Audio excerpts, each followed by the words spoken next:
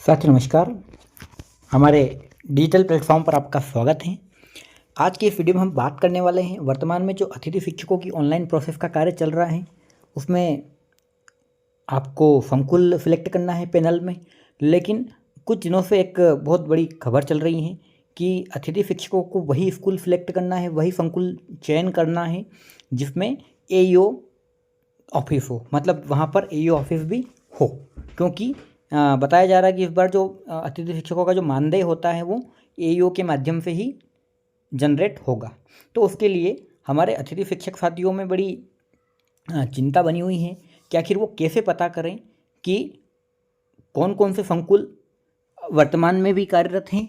साथ ही वहाँ पर एईओ का जो एरिया एजुकेशन ऑफिसर होता है, जो उसकी नियुक्ति किए जाना प्रस्तावित है। सरकार लगातार एईओ के लिए प्रयासरत हैं और बहुत सारे शिक्षकों को उसके लिए शॉर्ट लिस्ट भी एग्ज़ाम के माध्यम से किया गया था। लेकिन वर्तमान में ये जो प्रक्रिया है कुछ धीमी हो गई है। लेकिन सरकार ने फिर भी 1 अप्रैल 2025 से कुछ पुराने संकुल को बंद किया है और कुछ नए संकुल स्थापित किए हैं। अब सबसे बड़ा जो कन्फ्यूज़न वो ये है कि हम इस बात को कैसे पता करें कि कौन कौन से संकुल वर्तमान में कार्यरत हैं और कौन कौन से संकुल बंद हो चुके हैं। साथ ही कौन कौन से ऐसे संकुल हैं जहाँ पर एईओ ऑफिस भी होंगे। तो साथियों, आपकी जानकारी के लिए बता दें कि जितने भी संकुल वर्तमान में कार्यरत हैं, जहाँ पर भी संकुल का कार्य हो रहा है, वे सभी एईओ ऑफिस के रूप में कार्य करेंगे और एईओ ऑफिस संकुल प्राचार्य के साथ ही विद्यालयों में कार्यरत होंगे और विद्यालय की मॉनिटरिंग करेंगे। तो एईओ सभी संकुलों में कार्यरत होंगे, तो इस बारे में ज़्यादा चिंता करने की आवश्यकता नहीं है। साथ ही आज की वीडियो में हम ये भी जानेंगे कि हम कैसे संकुलों की जानकारी निकाल सकते हैं, साथ ही किस प्रकार एईओ के माध्यम से या उस संकुल के अंतर्गत स्कूलों के बारे में जानकारी पता कर सकते हैं कि हमारा जो विद्यालय है, हम जिस विद्यालय में कार्य करना चाहते हैं या जिस विद्यालय में हम कार्य कर चुके हैं, वो विद्यालय कौन से संकुल के अंतर्गत आता है। तो चलिए साथियों, शुरू करते हैं आज का वीडियो। आज का वीडियो बहुत इंपॉर्टेंट होने वाला है। कोई भी साथी वीडियो को बिल्कुल स्किप ना करें, साथ ही अपने साथियों के साथ ज़्यादा से ज़्यादा शेयर करें, साथ ही चैनल को भी सब्सक्राइब करें ताकि आपको शिक्षा जगत से जुड़ी हुई सारी जो महत्वपूर्ण जानकारियाँ होती हैं आपके पास समय से पहुंच सके। देख सकते हैं कि किस प्रकार आपका जो संकुल है, आपका जो एईओ ऑफिस है वो कहाँ पर है और उसके अंतर्गत कौन कौन से स्कूल सम्मिलित होंगे। तो आपके सामने कुछ इस प्रकार का इंटरफेस दिख रहा होगा। ये जो इंटरफेस है भुगतान प्राधिकरण अनुसार विद्यालयों की सूची, मतलब जो एईओ ऑफिस होंगे, एरिया एजुकेशन ऑफिस, उसके अंतर्गत कौन कौन से स्कूल आएंगे और कौन कौन से स्कूलों का भुगतान या उन स्कूलों के अंतर्गत कार्यरत नियमित शिक्षकों और अतिथि शिक्षकों का भुगतान या कर्मचारियों का भुगतान उस संकुल के अंतर्गत होगा। तो आपके सामने कुछ इस प्रकार का इंटरफेस दिख रहा होगा। आपके सामने यहाँ दिख रहा है जिले का चयन करें, कैप्चा कोड और इंटर कोड। तो साथियों, हम यहाँ पर जिले का चयन कर लेते हैं। आपके सामने पूरे जो मध्य प्रदेश है उसके जिलों की लिस्ट आ जाएगी। मैं यहाँ पर ज़िला सिलेक्ट कर लेता हूँ और मंदसौर ज़िला सिलेक्ट करने के बाद में मैं यहाँ पर जो एक कैप्चा कोड दिख रहा है, ठीक है, इस कैप्चा कोड को यहाँ पर इंटर कर लेता हूँ।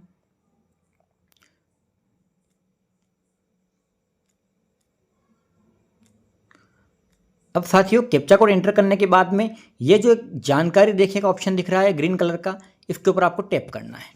आप जैसे इसको टैप करेंगे आपके सामने सभी पूरे मंदसौर ज़िले की या पूरा आपके जो पूरा डिस्ट्रिक्ट है उस पूरे डिस्ट्रिक्ट की जो संकुल वाइज लिस्ट है या एईओ की जो लिस्ट है वो आपके सामने इस प्रकार से शो होगी। आप देख सकते हैं show 15 entries showing 1 to 50 of 50 entries, ठीक है।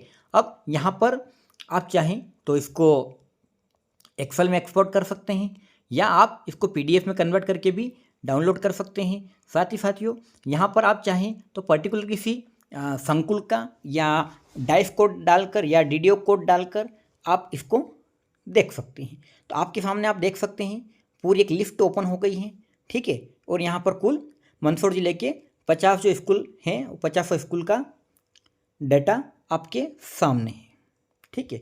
अब यहाँ से साथियों, आप चाहते हैं कि आपका जो संकुल है या आपका जो डीडीओ है वो कौन सा है, तो आप उसको देख सकते हैं।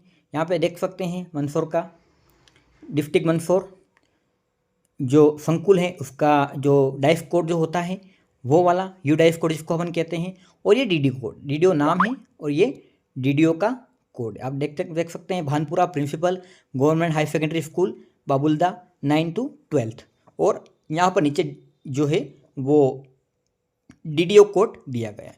साथियों, इस बात का विशेष ध्यान रखें कि डीडीओ कोड अलग होता है और डाइस या यू डाइस कोड अलग होता है। यू डाइस कोड विद्यालय का होता है, जबकि जो डीडीओ कोड होता है उसी विद्यालय का जो भुगतान प्रणाली से संबंधित होता है वो डीडीओ कोड होता है। तो ये इस विद्यालय का डीडीओ कोड है। अब साथियों, आपके सामने पूरी लिस्ट है, आप पूरा देख सकते हैं। यदि आप भी अपने ज़िले का अपना जो संकुल है या डीडीओ है वो देखना चाहते हैं तो वीडियो को पूरा देखें। मैं अंत में आपको बताऊंगा आप इसको किस प्रकार से प्राप्त कर सकते हैं, तो वीडियो को पूरा देखें, स्किप न करें। उसके बाद हम बात करें साथियों, तो ये पूरी लिस्ट आपके सामने है, सभी स्कूलों के डाइस कोड हैं और डाइस कोड के साथ में डीडीओ कोड भी दिया गया है। अब साथियों, आपके सामने आप देख रहे होंगे कि यहाँ पर एक आई का सिंबल बना हुआ है, ठीक है। ये यहाँ पर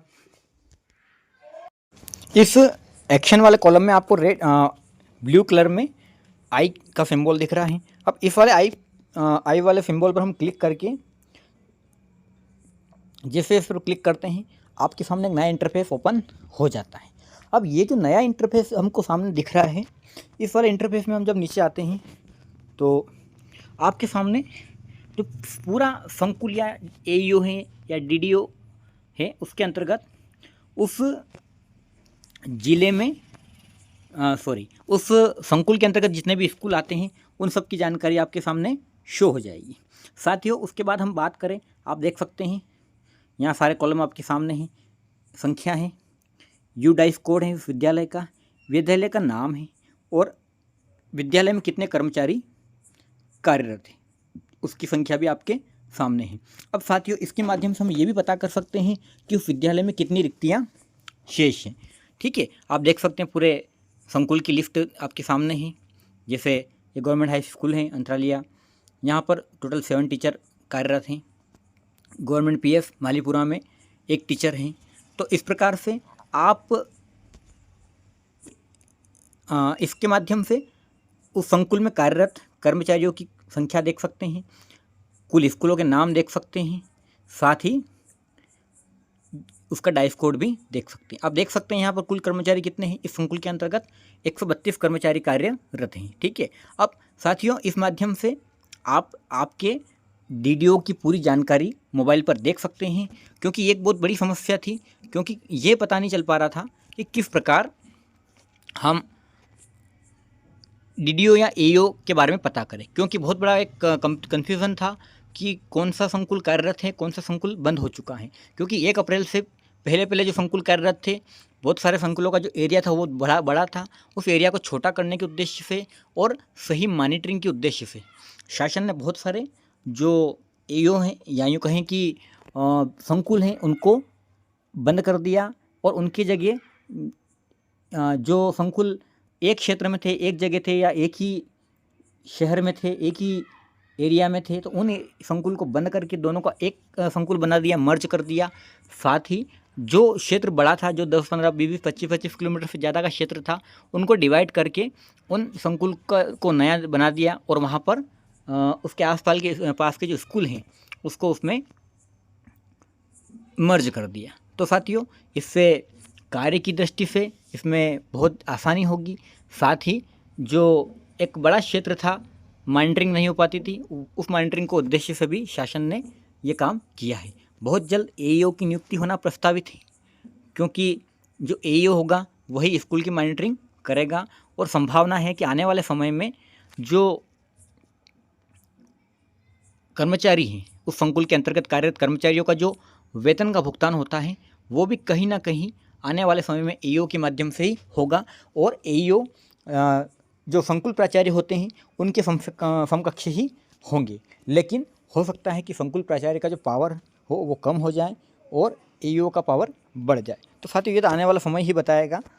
वर्तमान में हमारी जो समस्या थी, एईओ या जो संकुल होते हैं उनकी जानकारी कैसे निकाली जाए और किस संकुल में कौन से स्कूल आते हैं उनकी जानकारी पता करना। तो साथियों, इस माध्यम से आप पता कर सकते हैं। अब मैं आपको बता दूँ ये इसका पता कैसे कर सकते हैं। इसके लिए मैं एक लिंक आपको डिस्क्रिप्शन में दे दूँगा, वहाँ से इस लिंक का उपयोग करके आप अपना ज़िला सेलेक्ट करें और ज़िला सेलेक्ट करने के बाद में कैप्चा कोड डालकर आप जानकारी देख सकते हैं। तो इस लिंक का उपयोग करके आप संकुल की जानकारी देख सकते हैं।